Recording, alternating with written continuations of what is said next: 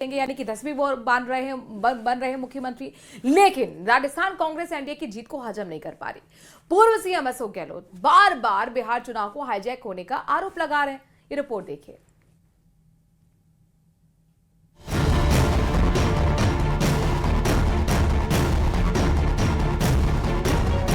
अंता की जीत पर हावी है बिहार की हार। बीजेपी चुनाव आयोग पर गहलोत का प्रहार। खातों में 10-10 हजार डालकर जीती गई लड़ाई। चुनाव आयोग ने रोक नहीं लगाई।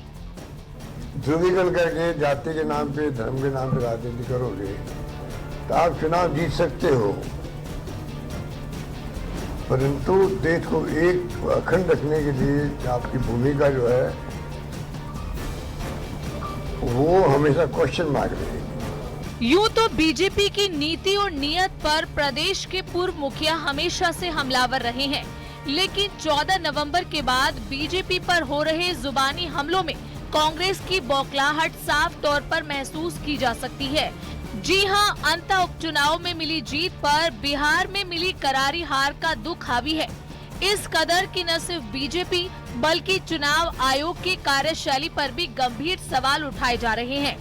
बुधवार को राजधानी जयपुर में पूर्व सीएम अशोक गहलोत ने कहा कि पूरे देश में एसआईआर को लेकर जो विवाद की स्थिति बनी हुई है उसकी वजह चुनाव आयोग है।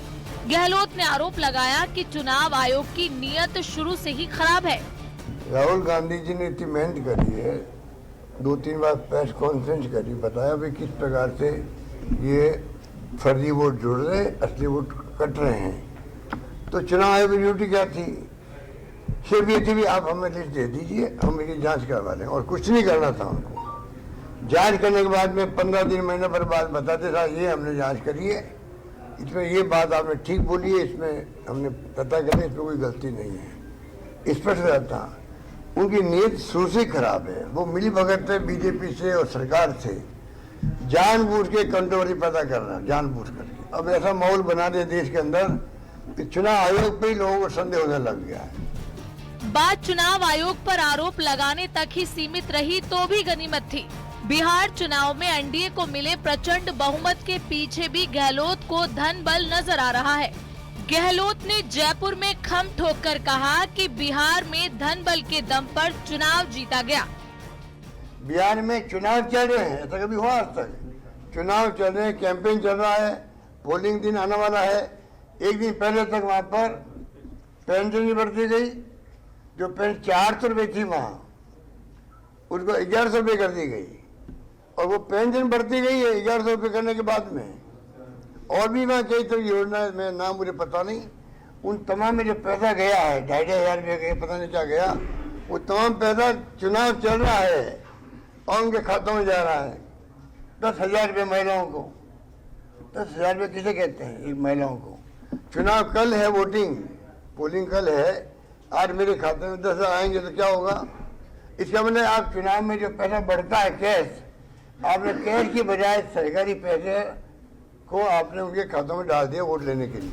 गौरतलब है कि कथित वोट चोरी के मुद्दे पर कांग्रेस हाल फिलहाल के दिनों में कुछ ज्यादा ही मुखर रही है, जिसे बीजेपी उसकी बौखलाहट का नतीजा बताती रही है। धीमे धीमे कांग्रेस अब एक डूबता हुआ जहाज हो गया है,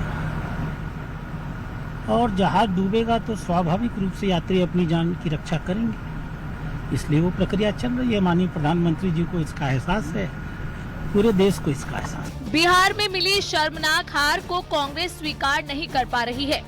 जख्म इतना गहरा है कि अंता उपचुनाव में मिली जीत का मरहम भी राहत नहीं पहुंचा रहा है।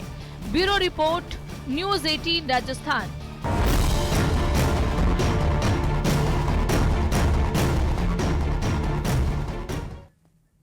जयपुर से बड़ी खबर आ रही है। गांधीनगर थाने से एसआई राजकुमारी गिरफ्तार। घूसखोरी के आरोप में एसीबी ने गिरफ्तार किया है। करीब 1.25 लाख की रिश्वत लेते हुए ट्रैप किया गया। मुकदमे में मदद करने के लिए घूस मांगी गई थी। अब आप देखिए, भ्रष्टाचार का आलम यह है कि थाने में भ्रष्टाचारी पकड़े जा रहे हैं। गांधीनगर थाने से एसआई राजकुमारी गिरफ्तार हैं।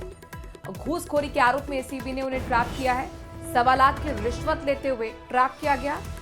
मुकदमे में मदद करने के लिए जो उनका कर्तव्य बनता था उस कर्तव्य के लिए घूस मांगी गई थी। एसीबी का लगातार हंटर जारी है, लगातार एक्शन जारी है ऐसे भ्रष्टाचारियों के खिलाफ। भ्रष्ट खाकी के खिलाफ ये बड़ा एक्शन एसीबी का। एसआई राजकुमारी जुनेजा एसआई पद पर है।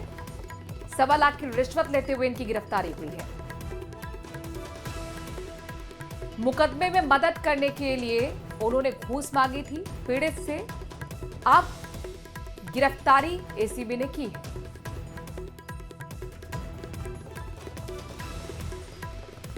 बड़ी खबर आपको हनुमानगढ़ से बताते हैं, जहां पर टिब्बी के राठीखेड़ा गांव में लग रही एथेनॉल फैक्ट्री का विरोध लगातार चल रहा है। कई लोग धरने पर बैठे हुए हैं, लेकिन अब जानकारी ये मिल रही है कि लोगों ने धरना स्थगित कर दिया है। बताया जा रहा है कि धारा 163 लागू होने के चलते स्थगन किया गया। हालांकि अभी पूरे इलाके में इंटरनेट सेवा को बंद रखा गया है। एहतियातन ये कदम रखा गया है, उठाया गया है। बता दें कि पुलिस की मौजूदगी में फैक्ट्री का निर्माण कार्य शुरू हो चुका है। लिहाजा हनुमानगढ़ के अलावा श्रीगंगानगर और बीकानेर जिलों से भी आई फोर्स मौके पर तैनात है। करीब 500 जवान राठीखेड़ा और टिब्बी में डेरा जमाए हुए हैं। देखो आंटी की कह रहे हैं कि सानू कपड़े तक नहीं पहन दिते। कोई गल नहीं, आज थोड़ा टाइम सी क्योंकि तुसी पिठ ते वार करना जानते हैं। सब तो बड़ी गल ये सी तुसी सामने टाइम। राजू रामगढ़िया हनुमानगढ़ से हमारे संवाददाता इस खबर पर जुड़ गए हैं। राजू रामगढ़िया, भले ही कानून की वजह से, धारा 163 की वजह से स्थगित करना पड़ा हो धरने को, लेकिन क्या किसी तरह की कोई समझाइश हुई, कोई संतुष्टि, कोई भरोसा प्रशासन पर लोगों का बन पाया है, या फिर हो सकता है कि आगे आने वाले दिनों में एक बार फिर धरना देते हुए ग्रामीण नजर आए? और विरोध क्यों है ये भी बताएं। जी देखिए, पहले बात तो विरोध की ये है कि जो टिब्बी के राठीखेड़ा गांव में एथेनॉल की फैक्ट्री लग रही है, करीब 2 साल से ग्रामीण इस बात का विरोध कर रहे हैं कि इससे प्रदूषण फैलेगा, पानी जो है दूषित होगा। कई बार समझाइश भी हुई, वार्ताएं हुई, बैठक हुई, मगर ग्रामीण अपनी मांग पर अड़े रहे। कल जैसा कि पुलिस का कहना है कि उन्होंने पुराने मामले में कुछ लोगों को पकड़ा और नाकाबंदी कर भाग रहे 4 जनों को पकड़ा। इसके बाद कल ग्रामीणों ने धरना प्रदर्शन किया। आज भी ग्रामीणों ने टिब्बी के गुरुद्वारा में बैठक की, मगर ग्रामीणों का ये कहना है कि चूंकि धारा 163 लागू है और ज्यादा लोग एकत्रित नहीं हो सकते, तो फिलहाल उन्होंने धरना स्थगित किया है। जहां तक पुलिस प्रशासन की बात है तो वो लगातार समझाइश का प्रयास कर रही है। प्रशासन का तो यही कहना है कि इससे विकास होगा, लोगों को रोजगार मिलेगा, मगर ग्रामीण ये कह रहे हैं कि इससे प्रदूषण फैलेगा, इससे बीमारियां फैलेंगी। एहतियात के तौर पर हालांकि कल सुबह से इंटरनेट बंद है और जिला कलेक्टर का कहना है कि आज रात्रि को 12 बजे तक इंटरनेट बंद है और अगर हालात सुधरे तो इंटरनेट को रात 12 बजे बहाल कर दिया जाएगा। वहीं दूसरी तरफ एहतियात के तौर पर ही पुलिस प्रशासन के आला अधिकारी 3 एडिशनल एसपी, 4 डीएसपी, तहसीलदार सहित 510 जो है पुलिस के जवान टिब्बी और राठीखेड़ा में तैनात है, जिसमें पुलिस के जवान हैं, बॉर्डर होमगार्ड के जवान हैं, आरएसी के जवान हैं और अतिरिक्त पुलिस अधीक्षक हनुमानगढ़ जनेश तंवर का ये कहना है कि हनुमानगढ़ के अलावा श्रीगंगानगर, बीकानेर जिलों से भी जवान बुलाए गए हैं। पल पल पर निगाह रखी जा रही है। हालांकि इंटरनेट बंद होने से लोगों को परेशानी लेकर एहतियात यहाँ पर प्रशासन की तरफ से बढ़ता जा रहा है। लेकिन आपसे राजू रामगढ़िया ये समझना चाहेंगे कि आखिरकार इंटरनेट सेवा कब तक बहाल हो सकती है? जी बिल्कुल, जिला कलेक्टर का तो यही कहना है कि हमने जो आदेश निकाला था वो आज रात्रि को 12 बजे तक इंटरनेट बंद का आदेश है। और जैसा कि आज दिन में माहौल शांतिपूर्ण रहा तो संभावना है कि रात्रि को 12 बजे इंटरनेट सेवा बहाल हो जाएगी, क्योंकि जो व्यापारी वर्ग है, आम नागरिक है, उनका ये कहना है कि चूंकि व्यापारी वर्ग खासकर उनका ये कहना है कि हमारा व्यापार जो है आजकल सब कुछ नेट पर हो रहा है, ऑनलाइन पेमेंट होती है, तो इससे बड़ी परेशानी हो रही है। कलेक्टर का तो यही कहना है कि रात्रि को 12 बजे नेट बहाल कर दिया जाएगा, जैसा कि आज माहौल शांतिपूर्ण रहा। और दूसरी तरफ ग्रामीण भी आज शांतिपूर्ण रहे, उन्होंने भी कानून की पालना की। उनका भी ये कहना है कि धारा 163 लागू है, हम उसकी पालना कर रहे हैं। हालांकि कल को जब ये धारा हटेगी तो हो सकता है आगे आंदोलन ग्रामीण करें। जी बहुत बहुत शुक्रिया राजू रामगढ़िया हमें जानकारी देने के लिए, ताज़ा अपडेट देने के लिए। तो राजू रामगढ़िया कहने की धारा 163 की वजह से तो धरना को खत्म करना पड़ा, स्थगित करना पड़ा, लेकिन जैसे ही ये धारा खत्म होगी हो सकता है फिर से दोबारा धरने पर बैठे हुए ग्रामीण नजर आए। और ऐसे में जरूरी ये है कि यहाँ पर लोगों को भरोसे में लेना पड़ेगा, प्रशासन को कम से कम समझाइश की कोशिश करनी पड़ेगी। शुक्रिया राजू रामगढ़िया तमाम जानकारी हम तक पहुंचाने के लिए। इस वक्त की बहुत बड़ी खबर आपको बताते हैं, अनमोल बिश्नोई से जुड़ी बड़ी खबर है। 11 दिन की एनआईए रिमांड पर अनमोल बिश्नोई इस बीच एक और बड़ी खबर है, राजस्थान कांग्रेस के बड़े नेताओं को बुलाया गया है। दिल्ली से इस वक्त की बड़ी खबर आ रही है, कांग्रेस से जुड़ी खबर। दिल्ली से प्रभारी प्रदेश अध्यक्ष और नेता प्रतिपक्ष को बुलाया गया है। रंधावा, डोटासरा और टीकाराम जूली इस बैठक में शामिल होंगे। राजस्थान कांग्रेस के बड़े नेताओं को बुलाया गया है। हालांकि एसआईआर को लेकर बैठक कल ही हुई थी, जिसमें ये तमाम बड़े नेता मौजूद थे राजस्थान से। कल दिल्ली में कांग्रेस की अहम बैठक एक बार फिर होने वाली है। राजस्थान कांग्रेस के बड़े नेताओं को इसमें बुलाया गया है।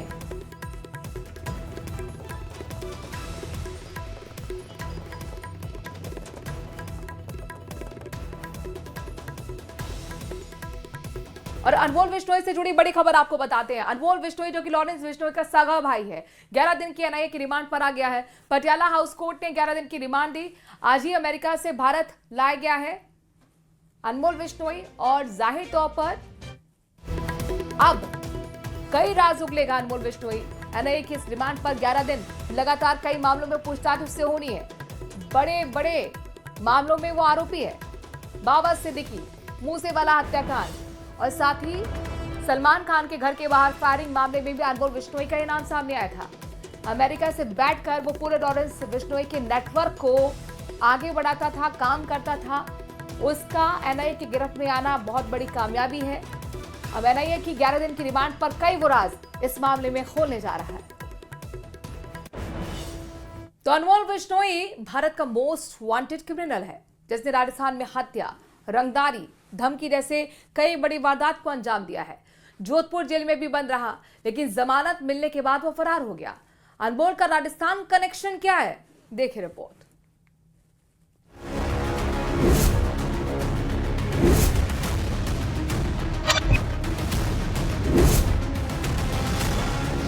लॉरेंस के पावर सेंटर का स्विच ऑफ, छोटा भाई बड़ी वारदातों का मास्टर, लॉरेंस के अनमोल पर शिकंजा।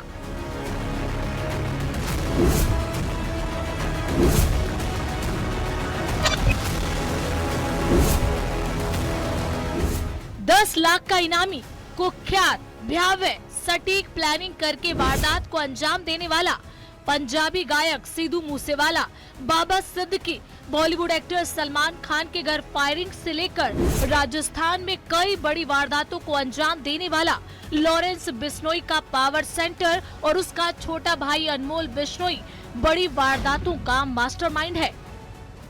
अनमोल पर राजस्थान, दिल्ली, पंजाब, हरियाणा और महाराष्ट्र समेत देश के कई राज्यों में हत्या का प्रयास, उगाही करने, खतरनाक हथियार रखने में शामिल होने का केस दर्ज है। बस राजस्थान की बात करें तो राजस्थान में हत्या समेत 21 केस दर्ज हैं, जिसमें जयपुर, जोधपुर, श्री गंगानगर, हनुमानगढ़ में ज्यादातर केस दर्ज हैं। अनमोल पर जोधपुर में ही 8 मामले दर्ज हैं, जबकि जयपुर में कारोबारियों से रंगदारी वसूलने के 7 केस हैं, जिसके लिए राजस्थान पुलिस ने 1 लाख का इनाम भी रखा था। वो जोधपुर में 6 मामलों में पहले गिरफ्तार भी हो चुका है। जोधपुर में अनमोल के खिलाफ 8 मुकदमे दर्ज है, जिनमें 3 मुकदमे जो है जेल में मोबाइल जो है रखने के मामले के थे, वहीं एक हत्या का मामला और बाकी जो है रंगदारी वसूली और फायरिंग के मामले थे। बताया जा रहा है कि सरदारपुरा में इलेक्ट्रॉनिक व्यवसायी वासुदेव इसरानी की हत्या, उनके दुकान पर फायरिंग करने के मामले में अनमोल की तलाश थी। दरअसल 29 मई 2022 में सिद्धू मूसेवाला की हत्या के बाद अनमोल खुलकर सामने आने लगा था। वो अपराध करने के बाद सोशल मीडिया पर इसकी जिम्मेदारी लेने लगा। उसके अपराध बढ़ने लगे। देखते ही देखते एजेंसियों की रडार पर आया। फिर 11 अक्टूबर 2024 को मुंबई में एनसीपी नेता बाबा सिद्दीकी की हत्या कर दी गई, जिसमें हत्याकांड की जांच के दौरान मुंबई पुलिस ने 2 शूटर्स गुरमेल सिंह और धर्मराज कश्यप को गिरफ्तार किया। जांच में पता चला कि दोनों शूटर्स लगातार सोशल मीडिया के जरिए गैंगस्टर अनमोल बिश्नोई के संपर्क में थे। इधर एजेंसियां बाबा सिद्दीकी मर्डर केस की जांच ही कर रही थीं कि सलमान खान के घर पर फायरिंग हो गई। इसमें भी अनमोल का नाम सामने आया। इसके बाद तो लॉरेंस बिश्नोई समझ गया कि अब अनमोल को बचाना मुश्किल है। ऐसे में लॉरेंस ने अपने भाई अनमोल को फर्जी पासपोर्ट के जरिए नेपाल होते हुए अमेरिका भेज दिया।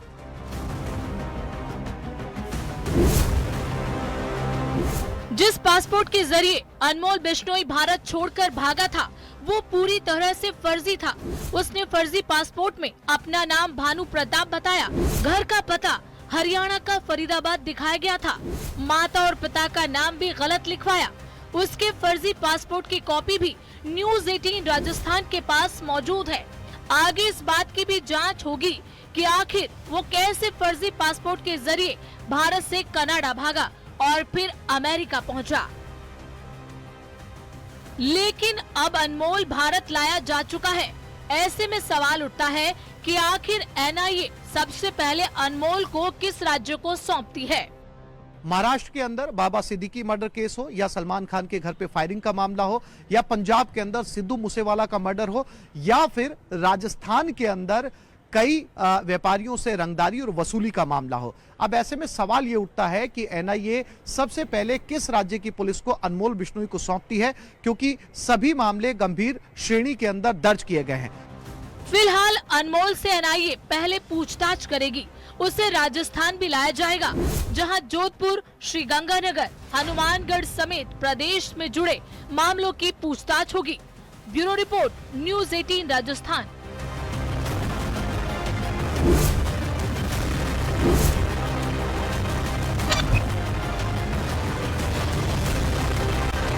भंडार को लेकर एक ऐतिहासिक कानूनी फैसला आया है, जिसने मंदिर के चढ़ावे की राशि पर राजनीतिक दबावों और मनमाने खर्च पर लगाम लगा दी है।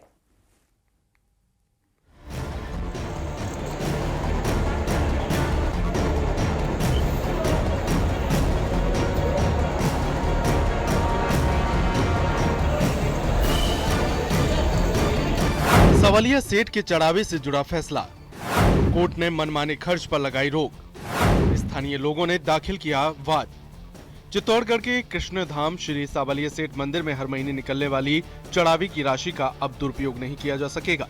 स्थानीय लोगों के जनहितवाद पर कोर्ट ने फैसला सुनाते हुए साफ कह दिया है कि चढ़ावे की राशि का उपयोग किसी भी राजनीतिक या बाहरी क्षेत्र की योजनाओं में नहीं किया जा सकेगा। आरोप है कि मंदिर मंडल की ओर से राशि का मनमाने तरीके से इस्तेमाल किया जा रहा था, जिसे लेकर स्थानीय निवासियों और भक्तों में आक्रोश था। इसे लेकर स्थानीय लोगों ने एक जनहितवाद सिविल न्यायालय मंडफिया में दाखिल किया, जिसमें कहा गया कि राशि को राजनीतिक लाभ के लिए जारी किया गया है, जिस पर रोक लगाई जाए।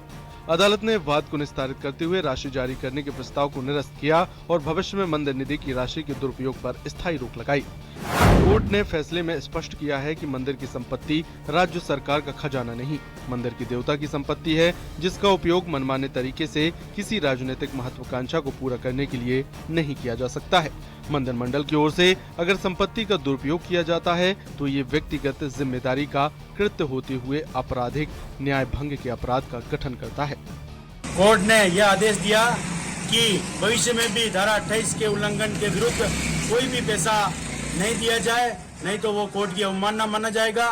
ये फैसला इसलिए भी महत्वपूर्ण है क्योंकि सावलिया जी के भंडार से हर महीने औसतन 26 से 27 करोड़ रुपए की रिकॉर्ड राशि निकलती है, जिस पर लंबे समय से राजनेताओं और संस्थाओं की निगाहें टिकी थी।